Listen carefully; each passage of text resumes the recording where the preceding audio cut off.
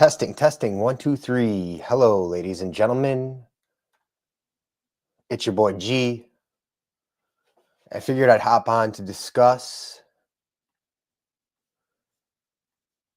Dr. Mike Israetel. Dr. Mike Israetel with a Renaissance periodization. You probably know him. There he is right there, Dr. Mike. But he's a popular YouTuber. And he just released a video about isometrics. And I wanted to just go through that here with you and give you a live overview of what he has to say in that video. I'll take a moment. Hello, welcome. We're going to talk about Dr. Mike's isometrics, the secret to Hollywood gains. Let me just start off by saying I didn't know that isometrics was the secret to Hollywood gains. I thought isometrics were just us. I thought it was just us, a bunch of guys. Lewis, good evening. Great to see and hear from you again. I thought isometrics was just us. I didn't know Hollywood was using it. I must be missing out on something. If anybody has any Hollywood friends that are using isometrics, I don't know why Dr. Mike. So let's just watch this video as we go on here. I just want to make sure, Lewis, if you could do me a favor. We'll pepper in some random bullshit because it seems unique. The offset load forces your cord to realign itself. It's cool. It's Lewis, can you hear Dr. Mike? Can you hear the video? neat, but it's not fit for purpose. There's a lot of core tension. You'll recognize this position from that Superman hold. Don't fall for the Hollywood hype. Hey folks, Dr. Mike here for RP Strength, and today I'm going to talk to you about isometric training and whether or not you should be using it in your own program. Isometrics, very simply defined, is when you are contracting your muscles but there's no movement going on, like getting halfway down on a push-up and holding it, for example, get a ton of love, especially from celebrity Hollywood trainers, which means it's absolutely valid and you should use it every day. No, wait, that's backwards. Wait, so he just said it's used every day by Hollywood trainers. Where are these Hollywood trainers at? If anybody knows of these Hollywood trainers that use isometrics with their clients, which clients are they using isometrics with? Please let me know. Fill me in. This is information that I need to know. Onward. Are they worth the hype, even though they're quite popular in some fitness circles? Let's figure this out. First, let's answer in scientific technical terms what the isometric actually is. And for that, we have to take a look at pretty much all contraction types, of which there are roughly 4. The first kind is a concentric. A concentric contraction is super easy to define. Of absolutely controlling it slowly. Probably haven't heard of before. Maybe you have. Bonus. Okay, so this is what I wanted to get to start here. Is his next points if you have. It's a bit more sports sciencey. It's called the amortization phase. Is when you have a muscle contraction, but you transition from shortening to lengthening or vice versa pretty quickly. So the amortization phase in a curl is when you curl down and come back up. This little bounce right there, where you're going from an eccentric to concentric action, is the amortization phase. Amortization phase he speaks of. Amortization phase. The muscle is transitioning from shortening to lengthening. So they're qualifying that as a muscle action, but as it goes from shortening, as the muscle goes from shortening to lengthening here and then to lengthening, wouldn't that pause would just be an isometric contraction? So they're calling it amortization, but it seems like that should be an isometric. Onward. Technically speaking, at the top of the curl, when you go back, it's also an amortization phase. Lastly is the isometric type of contraction. Isometric means there is a muscle contraction, but there's no movement. So right now, I'm actually isometrically contracting my biceps and my triceps. That has to be the case because they're the only things holding the elbow in position. And then, of course, my forearms, but that's just fucking because, yeah, you guys like that shit. Fuck yeah. In any case, isometric is when a muscle contraction is occurring, but there's no movement resultant. And isometrics are absolutely good for a few things. and not so good for others. Let's start out about what they're good for. Isometrics are good for testing strength gains in research studies for a couple of reasons. One is that if you want to see if people's legs got stronger, an easy way to do. Okay, so what are they good for? Testing strength gains in research studies. I'll take that as a win, because anytime that you need facts, like research is trying to distribute facts, and they're using the research, their testing method is isometrics, that alone should give us value in isometrics. Do it is to put them into what's called an isometric dynamometer. It's a basic isometric dynamometer, aka Isomax. A little force plate that people push in with their legs, or there's no angle has changed, completely isometric. You go, okay, this person is producing whatever number of newtons of force, average them. That's how strong you come back. One, they could have gotten better at squatting, or their technique was off. Significantly less people hurt because of the movement. Okay, so a good point he makes here is less time consuming to set up a 1 rep max. You know, with a 1 rep max, you have to load up the barbell with a lot of weight, and you might miss the weight, so then you got to take some off and adjust. The isometrics, every time you step foot onto the isomax, it is a 1 rep max, and it takes seconds to get there. If you're not moving, if you're pushing hard against something but no movement is occurring, the probability to get injured is substantially lower. So that's good. Easy for research studies. You don't want to be injuring participants. Also stating it's safer. And lastly, it's just way less time consuming. Do process or strength. Is it underhand pushdowns or is it overhand pushdowns? Great. Testing muscle activation in research studies. So they use isometrics to see in research studies what muscles are activated. So again, if we use it in clinical practice, it has to have value just in that alone. Great question. If you test it dynamically, you can get a good answer like that. But the problem with EMG, electromyography, the little pads that measure the weird for the regular joint angle or limb position, but just at making you stronger at a particular joint angle and limb position. That one, and you think that's fucking stupid. How would I want to just get stronger in one position for? Well, if it's a position, and he isn't aware that there's transfer of degrees. It's not, you don't just get stronger in this position. There's a 15, I'll on the short end, I'll say 15-degree carryover. So there is carryover in different joint angles. Position that matters to you competitively. He does make a good point. The thing is, through this, and this is how I explain the hex bar deadlift, is your upper body and any other exercise, a lot of other exercises, some parts of your body is isometrically contracted while other parts of your body are dynamically moving. So for example, here, if you while your legs are moving dynamically, this is low half dynamic upper body isometric. You're trackable to it. You sports that are isometrics don't seem to grow. What are they not ideal for? Muscle growth. Isometrics don't seem to grow as much muscle as dynamic movements, concentric and eccentric. We're not 100% sure about that. They don't seem to. We're not 100% sure. So they don't seem to, but we're not 100% sure. So is he sure? Or do they? Or are we not 100% sure? Okay.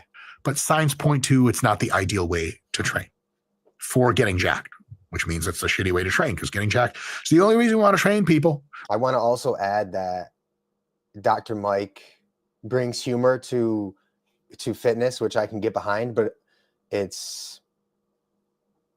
I've just apologized for if he's swearing and you're around your kids or whatever. Reminder. I don't have to apologize, but I am. Just kidding, sort of.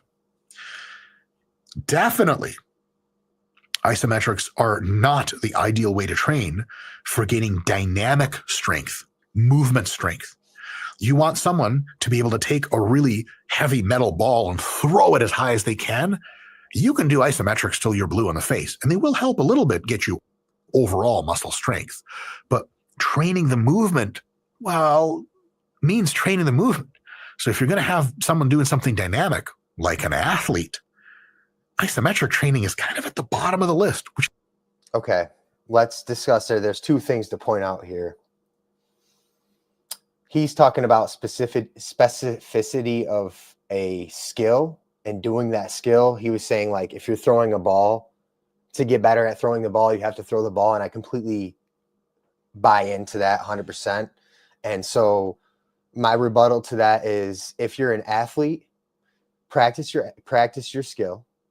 And then when you train, do isometrics. And then go and practice your skill. When you train, do isometrics.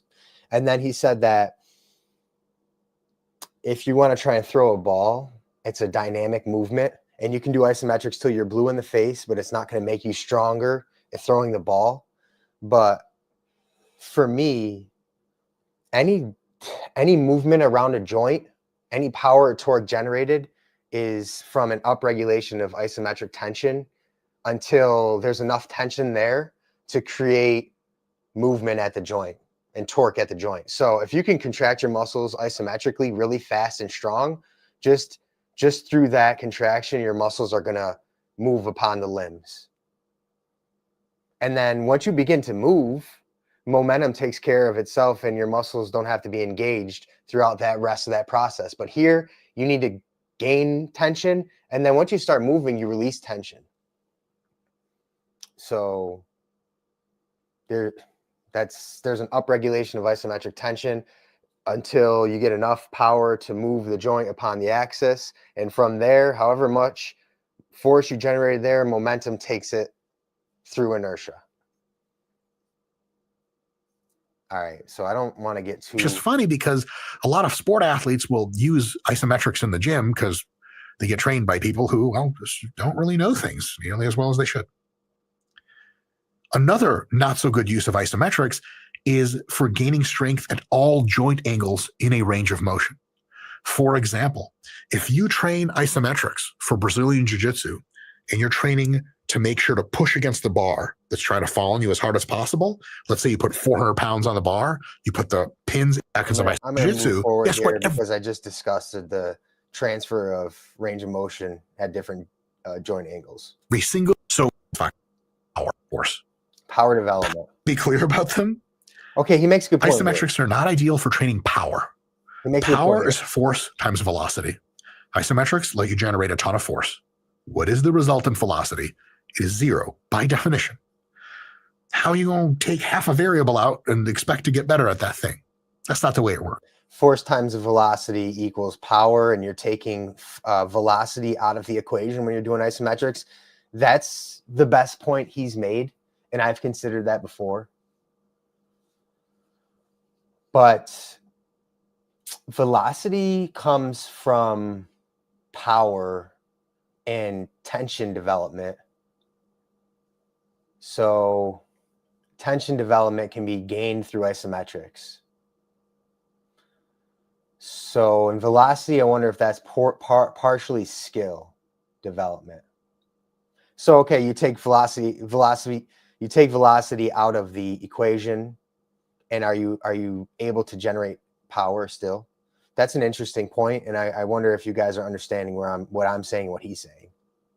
Onward. Power training works when you're moving weights at the highest speeds that you can. That's the best power training. If the speed is nothing, you're missing some very big factor there.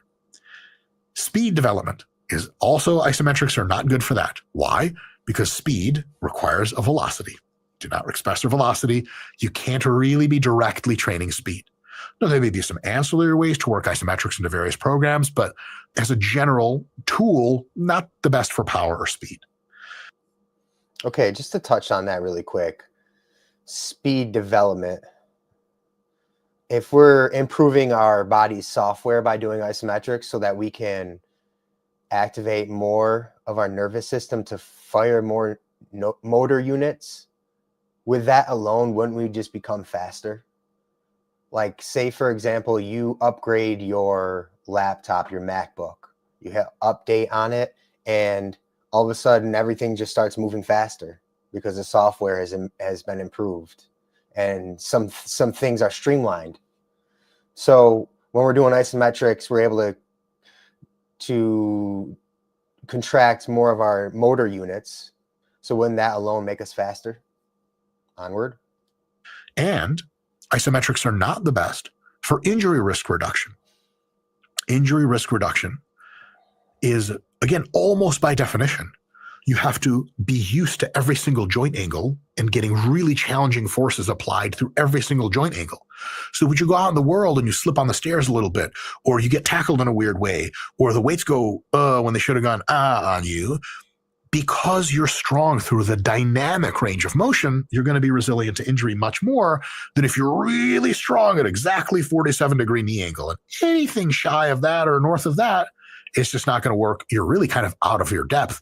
And then it's really, really bad news. Okay, so injury risk reduction, isometrics pulls on the tendons for a longer duration or a very intense. So the muscle shortens, it pulls on the tendon. So that tension on the tendon is allowing the tendon to respond and improve in the future. So isometrics is helping with injury reduction because we're challenging the tendon through tension in hopes that it responds and adapts to be stronger and stiffer. There was another point to be made there, but I forgot it, so we'll just keep going. So for muscle growth, for development, in most cases, you use a variety of training styles and training cadences Then and he movement. just goes on to say the best alternative is a controlled eccentric, a pause at the bottom in the stretch position for an isometric pause, and then accelerating through the concentric. And again, yes, I'm wholly on board with that if you're doing dynamic exercise, but to just go on there and say that isometrics is not great, he probably has never done it before, which is usually the case. But I just wanted to get on here. You know, that's relevant news. I think that, when was that released? Let's see. This was just released 3 days ago. Okay, so 3 days ago. So that's fresh. Tendons like load. Yes, Lewis, that's correct. Now, to go further with that, the amount of load is something to be researched and considered. The amount of load on the tendon. Is there like a rep? Is there a load range like 80%? Is it 80% beneficial? Is 100% beneficial? It's all beneficial, but what is best for what is the tendon like most is what we needed to think about. So Dr. Mike got on, and again, I'm more so curious as to what fitness influencers and Hollywood people are using isometrics, and where are they hiding? The secret to Hollywood gains, Dr. Mike says. And it's got how many views? 1,006. Okay, hang on. Let's just let me add this back so you guys can take a look here. We'll look at some of the comments. How about that? Can you guys see that? You see that all right, right? Okay. The number one comment. Oh, it's been so gloriously long since we laughed at people more successful and beautiful than us. See, sometimes I don't really get jokes. You know, I wouldn't say I'm the smartest guy. So like, was that a joke or were they serious? And how, I don't know. That went over my head a little bit. Mike dropping fourth contraction type on us. Haven't been this amazed since plasma state of matter dropped in the 7th grade. Okay. We use isometrics in rehab due to decreased tendons load and better pain management. We shift to strengthening through available ranges as soon as possible. So this is something I have also discussed before, is if we're doing isometrics as a rehabilitative practice, then why not continue to do it all the time? Like, why do it as a safety measure and then stop doing it? What else can we talk about, guys? Because, you know, I want to give you the information that you want. Does anybody want to ask any questions? See, I have the, oh, geez, I'm knocking things around. I have the Harambe system still set up right here, if you can't see that. I did my workout yesterday. I did it live yesterday, so That was kind of cool. And how do I feel today? I never really did a follow-up video on any of my workouts. So how do I feel today? I'm going to be honest with you. I feel like my glutes really respond well to isometric training. Though I did the Harambe system deadlift, so that got my glutes pretty good, but I feel like my clients have been, how do I say this? My clients have been getting bigger butts, but I don't know exactly like how to tell them. Not bigger, but like more tone. I don't want to be like, hey, anyway, that's not for this. This, you get what I'm saying. Does anybody have any questions? It's not about me. This is about you guys. Feel free to ask. We have 5 people on right now. It's pretty cool. It is, let's go back here. We'll get on board and we'll see if we get anybody.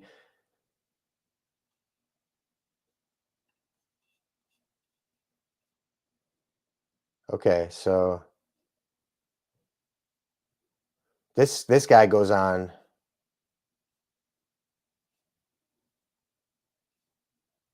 This guy goes on to go on a rant, it looks like. Whoa. He goes on a rant here, but it looks like I don't know if you guys want to read that through that, but he does mention some isometrics are a good intervention for some people with tendon, muscle, or joint injuries who can't train as hard. Okay. Isometrics don't increase power or speed because you aren't moving fast. You aren't moving fast in resistance training either, and consistently we see resistance training and isometrics increase rate of force development, and as mentioned above, can increase power on jumps or sprinting. So kind of like what I was saying, increased rate of force development will just naturally make you faster. Do we have any athletes in here? Or are we retired athletes?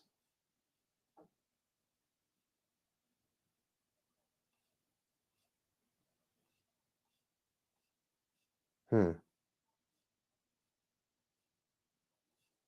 right, the comment section here is not really fire. Like, I bet my comment section, our comment section, not my comment section, our comment section, because I bet our comment section is even better than his.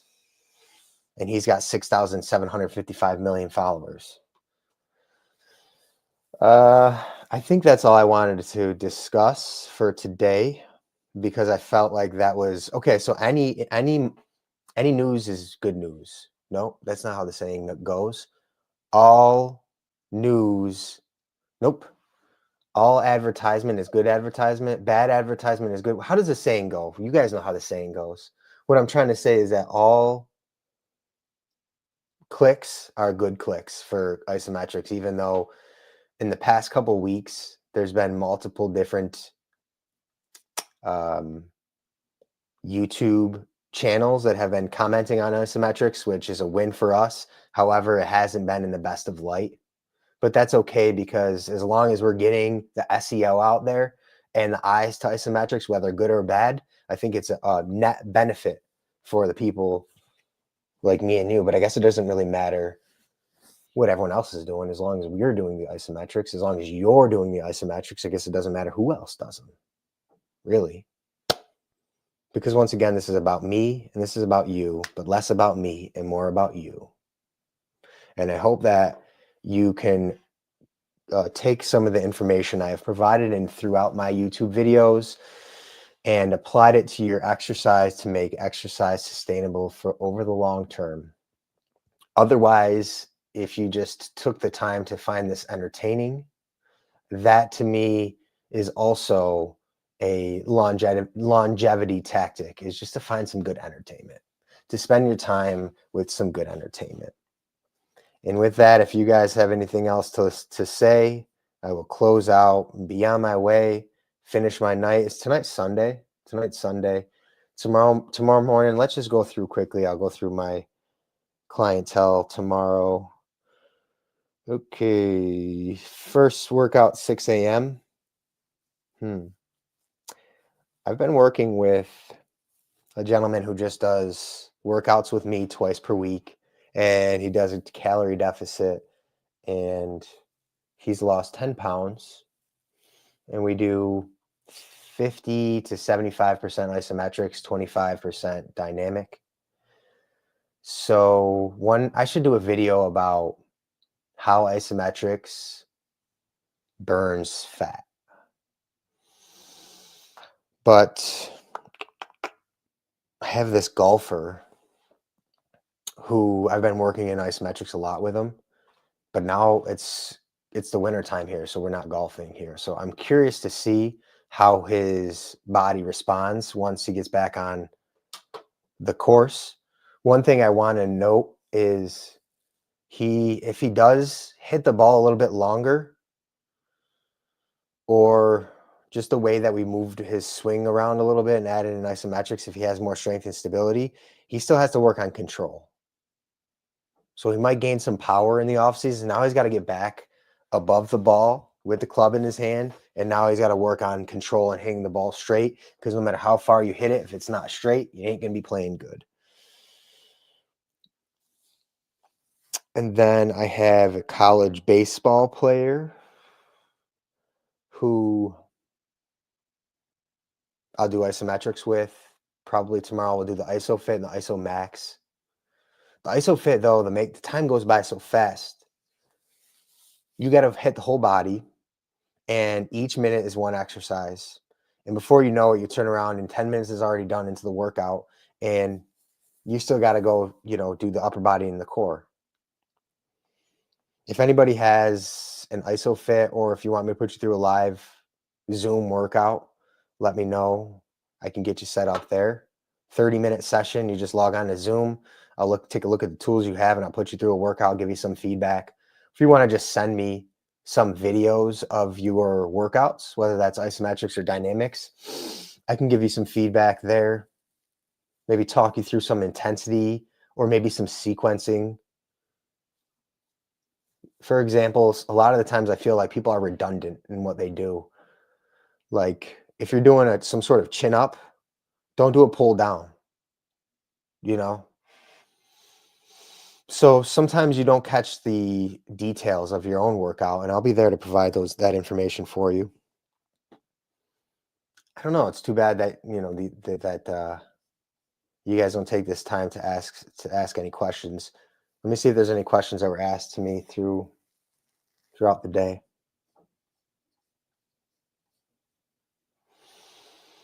It's good to be alive. I appreciate all 6 viewers right now. At one point in time, I remember making YouTube videos on this channel, and I had 62 subscribers. And I was like, yo, I got 62 subscribers. Like maybe tomorrow I'll have 63. And you can go back and see those videos. They were probably like 2 years old. You can see those videos. I'm like, you can be number 64, subscriber number 64. And here we are, and we're how many subscribers do I have? 800 not enough is really how much subscribers I have. Let's take a look here. 850 subscribers. That's a nice number to be at. Some physiology about the isometric.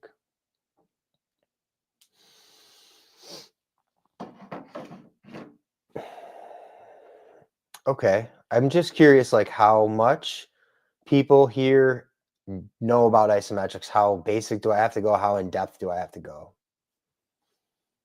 If anyone wants to just kind of tell us how much experience you have, are you very new to isometrics? So I have a couple things we'll discuss. Is you're contracting your muscles against an immovable force. The muscle shortens slightly in a moment in time, and up until you hit the immovable force, and you increase tension. And as you increase tension, your nervous system turns on more motor units. Now we're having more motor units fire in one contraction. And we're training the nervous system to continue to fire those motor units when we call upon them. So as we're increasing tension, the muscle fatigue sets in. We're starting to get inroad in the muscle. The muscle might slightly be pulling upon the tendon, and that tension in the tendon is going to provide some adaptations and strength improvements there. With that tension in the muscle, the heart's going to be pumping to bring blood to that muscle in that area. You'll also be recruiting more muscle fiber. As you increase intensity, the body is going to say, hey, to the left and to the right, jump on board here. But you got to give yourself enough time in the isometric contraction, enough practice of it to recruit all that muscle fiber, because it is a slight skill. And then once you have the skill and the software to contract as much muscle fiber as possible, now we're really talking about some wild benefits. Okay, you can isolate muscle fiber with an isometric. You just have to get familiar with the way the bones move around the joints and what muscles are activated to do so. Otherwise, if you want to keep it simple, you can really just do compound exercises with isometrics, meaning a lot of joint angles involved, a lot of fulcrums, a deadlift, a squat, a bent over row. All of those are going to be like, I tell my clients, it's a 45-second muscle contraction. You want to feel as though it's a 45-second exercise and like a 45-second jog. That's how you should be feeling at the end of each set. Okay, how much further, how much deeper do we want to take? Do we want to take this about the technical side of isometrics? We can go deeper. It's always going to push on you as hard as you push on it. So it will always match your force. You're never going to be experiencing external force that you're incapable of holding, because you are the force. Now, as you contract one muscle, another muscle lengthens, and so you get an isometric pull. Now, if we get pulls on the tendon, this is something that I'd like to do more research on. If the tendon elongates or shortens as we're in an isometric contraction, now we might have a concentric and eccentric action from the opposing muscles because of that slight lengthening or shortening of the tendon. So now we might be even playing with eccentric and concentric, slight subtle muscle actions as the tendon lengthens. When is it best to do the isometric, at the end or the beginning of every workout? Isometrics it goes with everything, and you can't really screw this up. You can't really screw this up. So when is the best to do the isometric, at the end or in the beginning of every workout? When is it best? So there's two ways to look at this. You do it in the beginning of a workout because it prepares your joints to sustain the stress you will apply to them through dynamic exercise. So if you ever did a short 10-minute isometric warm-up, you'll feel like your body is prepped. Okay? Now, doing it at the end of the workout is when you can start to really work intensity and fatigue the central nervous system and all the systems of the body that supports a muscle contraction. You got to remember, there's a lot that supports the shortening of the muscle fiber. So no matter what you're doing in the gym, you're doing a lot for your body. So you can do it before or at the end. You might have to alter your intensity levels. But if you're doing something like the Isomax, I would leave that as a separate world. Okay? If you're doing the Isomax, set it as a separate exercise, because it's so powerful, it might fry your central nervous system. And I don't want you to be scared of that, because it rarely happens. But a couple times with me, when I was doing like 6x6 on the Isomax, I feel like that I couldn't sleep that night. And I don't want to blame that set for me not sleeping that night, but they say a sign of central nervous system fatigue is restlessness. So anyway, if you wanted to do a blend, a hybrid, it's a beautiful thing, combining isometrics with dynamics. So I'm not even talking about a warm up or a cool down. I'm literally talking about, for example, last night I did the Harambe system band deadlift, dynamic deadlift, with Isomax Zercher squat. And one wasn't like All right, this one's preparing me for that one. They were both a separate exercise with both a separate experience and stimulus. And sometimes that's cool and fun to do during your own workout. And I got this from one of my clients, a like 80-year-old woman who loved doing isometrics. But I asked her one day, I was like, what's your feedback on this? Like, we've been doing this for a year now. What's your feedback on this? She's a client that doesn't really talk much, which is fine with me because we just work. And she's like, let's blend it in. You know, why don't we do low body isos, upper body dynamic? And those type of clients are like, okay, you're getting this. You're getting this. The fact that we can separate a low body isometric and do it with an upper body dynamic, just knowing that means to tell me we're doing something right. And that's a good client. All right, 35 minutes in. We're 5 minutes over my normal